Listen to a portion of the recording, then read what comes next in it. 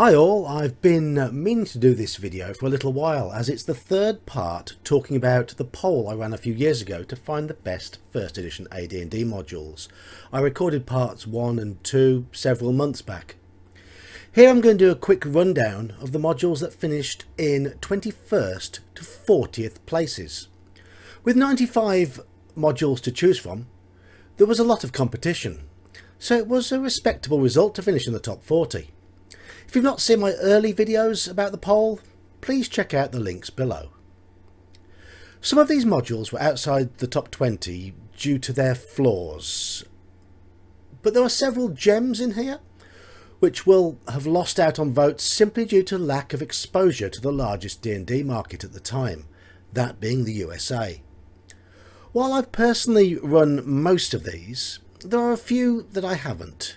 So do please excuse my lack of direct experience regarding all of them.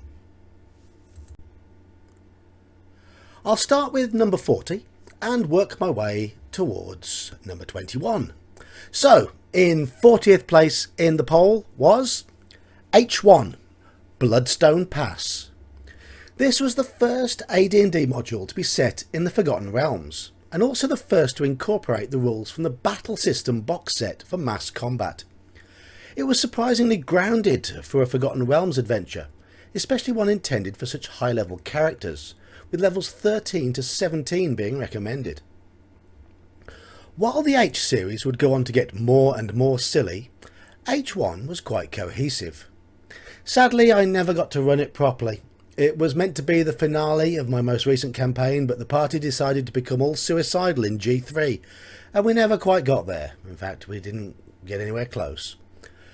The package included battle system tokens and cut-out buildings, and a complete copy can be rather expensive on eBay nowadays. In 39th place, UK 5, Eye of the Serpent. This was the subject of an early review of mine, and I agree with the poll result here. It was a competent, if slightly underwhelming adventure, but was not entirely without merit, as it managed to be a sensible wilderness exploration written for a first level party of an achievable size, about 4 players. The environment was well realised and the encounters authentic. It just needed a little more in the way of pizzazz. 38th place in the poll was I2, Tomb of the Lizard King. This is one I've read but never played, and reviews I've seen of it are very mixed. It's a highly challenging module with an interesting big bad guy at the end, and it looks to be one that players who thrive on combat will love, but otherwise it seemed a little shallow to me. If you've more experience of it than me and I'm wrong, then by all means let me know.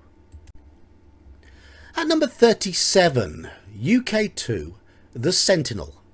Part 1 in the 2-part Adlerweg series, UK 2 is a competent little adventure, compromised by poor cover art and the fact that it is overshadowed by the second module in the series.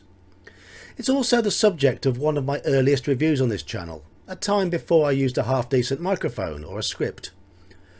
Unusual enemies, authentic feeling environments. I have a soft spot for this one, possibly because I rate the second module in the series so highly, and this one leads up to it very nicely. But played as a standalone adventure, 37th is about the right spot for it. 36th spot went to EX1, Dungeonland.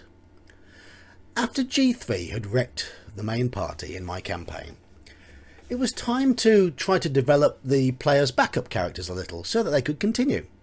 I decided we'd do this with EX1 and EX2. Whoops! 2 sessions later, they were all dead, and the campaign was pretty much over. EX1 is Gygax's homage to Alice's Adventures in Wonderland. On the surface, a comical escapade filled with whimsical nonsense, but underneath it was dark and extremely deadly. It was an odd adventure filled with imagination and life and plenty of weirdness. Not everyone's cup of tea, but I do have a soft spot for it. In 35th place, WG6, Isle of the Ape. I've never run this one, I don't own it, and I don't know much about it, sorry. All I do know is that Gary Gygax wrote it, it's for extremely high level characters, and it's got a big ape.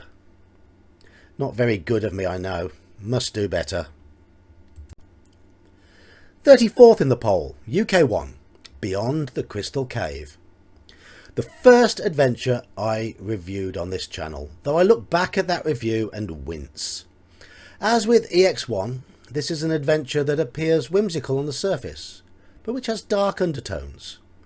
Blatantly based on the story of Romeo and Juliet, this module had the party attempt to recover two young lovers from a magical garden. It was unusual in that a peaceful approach was highly advisable, and as a result, for it to be successful, it needed the players to buy into that style of play. It was tightly written, imaginative and authentic in its feel, and despite its somewhat limited appeal, I would have put this just inside the top 20. 33rd was UK 3, The Gauntlet. I can only put this result down to lack of exposure in the States. This is probably my second favourite of all AD&D adventures. Again, it's the topic of one of my earliest reviews on this channel. A realistic and claustrophobic keep filled with drunken gnolls, a mass battle in which the party must use the keep's defences to keep an army at bay. Interesting puzzles. This module is fantastic. Don't just take my word for it. Play it. 33rd place was an absolute travesty. In 32nd, U3, The Final Enemy. The finale to the Underwater series was a big old beast of a module. A perilous infiltration into a Saurjin lair, backed up by allies the party made in the first two modules of this classic series. It had one major flaw though. It was simply too hard for a party who had just played U1 and U2. I've read it and admired it, but never got round to running it, unfortunately. I can say though that it looks to be as tough for the DM to run it as it would be for the party to succeed. 31st place went to EX2, The Land Beyond the Magic Mirror. More Alice-based silliness from Gygax, this module was intended to be played alongside EX1. Sadly, my group died in the EX1 bits and never made it to the areas described in this adventure. It's more of the same though, whimsy with a dark and deadly undercurrent. I'm surprised it placed higher than its sister module though, as having read them both I was more drawn to the first module of the two. Into the top 30 now. And in 30th place we had I4, Oasis of the White Palm. Another module I reviewed in more depth on my channel, and another one I believe was somewhat underrated by the poll. Part 2 of the Desert of Desolation series was an ugly and disjointed module to read, but one which really came alive at the table, with a marvellous blend of intrigue and good old-fashioned dungeoneering. This is one of those surprise hidden gems in the first edition catalogue. 29th place was U2, Danger at Dunwater. The second module in the Underwater series was a little underwhelming in my opinion. It forgot that a party completing the first part would probably be blessed with some intelligence and would realise what was going on in terms of the plot, thus rendering most of this adventure useless. It's sad because this adventure gave us a lovingly crafted lizardman lair along with some fine side encounters.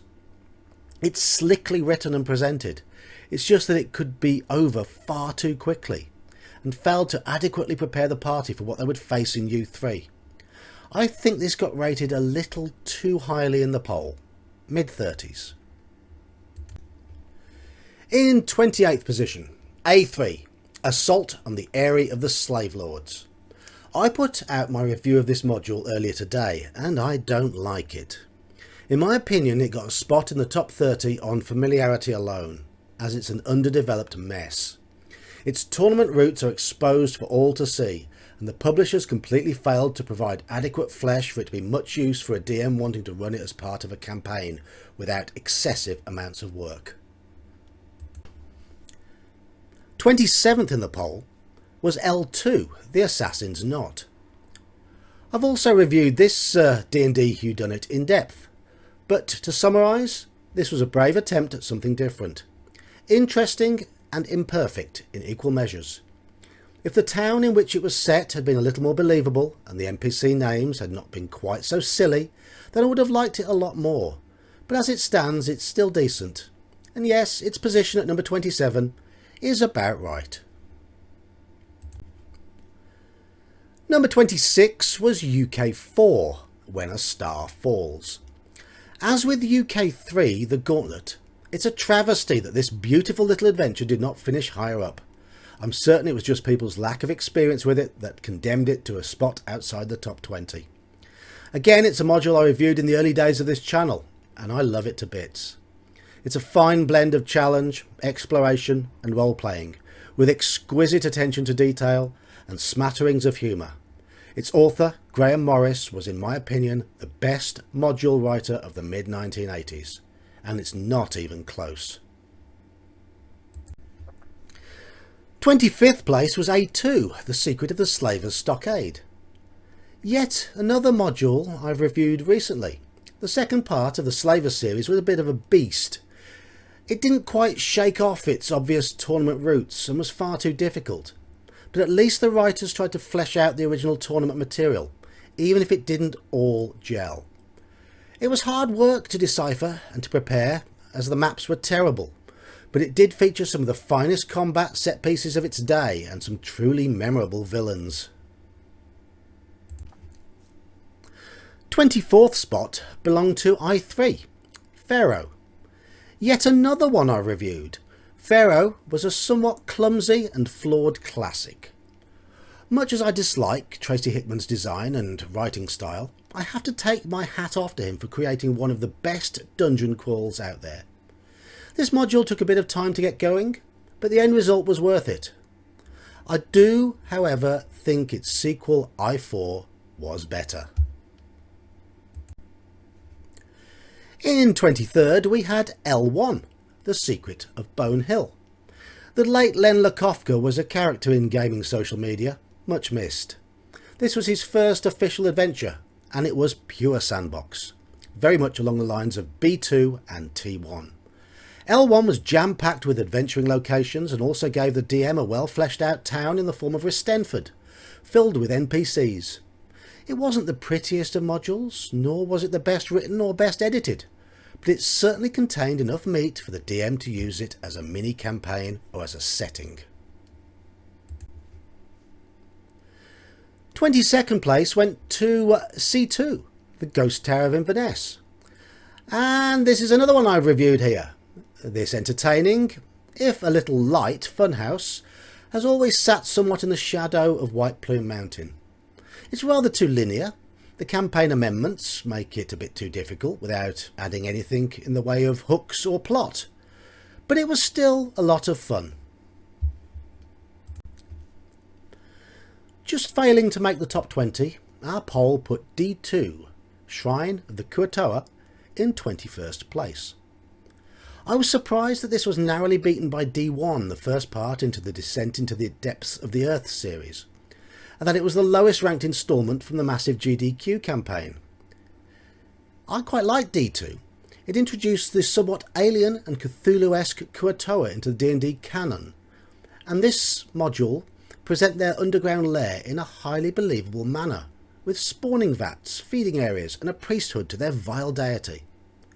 Again, it's not a module I've run, but it is one that I'd love to, if only my players had exercised a little bit of caution in the lower levels of G3. Well, that completes this wrap-up. I hope you enjoyed it, and make sure you've checked out the other videos in this series if you've not already done so. Like, comment, subscribe. Good night.